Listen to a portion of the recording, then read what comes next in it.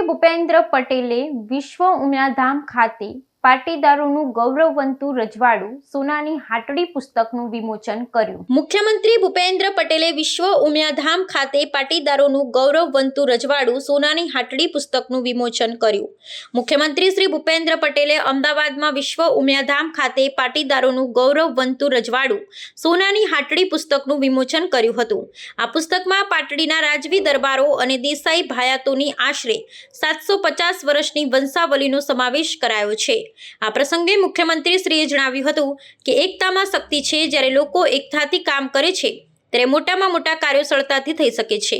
વ્યક્તિગત તાકાત કરતાં સામૂહિક તાકાત વધારે પ્રભાવશાળી હોય છે। તેમણે કહ્યું, આઝાદીની લડાઈનો પ્રારંભ અસહકારના આંદોલનથી થયો હતો, જ્યારે આજનો સમય સહકારથી સમૃદ્ધિનો છે, જે સમાજના લોકો એકબીજા સાથે સહકારથી, સહાનુભૂતિથી અને પરસ્પર વિશ્વાસથી જોડાયા હોય તેનો વિકાસ સતત આગળ વધતો જ રહે છે।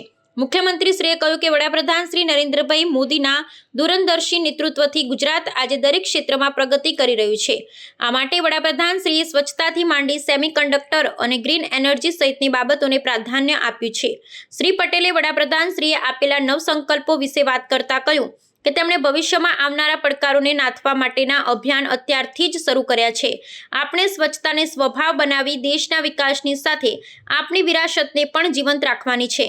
તેમણે ગ્લોબલ વોર્મિંગના પડકારને હરાવવા માટે એક પેડ માં કે નામ જેવા અભિયાનો થકી ગ્રીન કવર વધારવા અને કેચ ધ રેન જેવી ઝુંબેશ દ્વારા ભાવિ પેઢીમાં જળ સંચયની આદત વિકસાવતા કહ્યું હતું।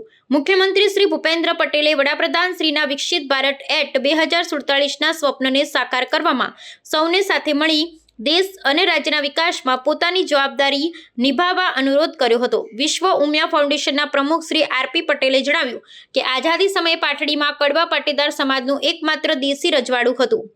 આજે હળથી લઈ હેલિકોપ્ટરનું નિર્માણ આ સમાજના લોકો દ્વારા થઈ રહ્યું છે।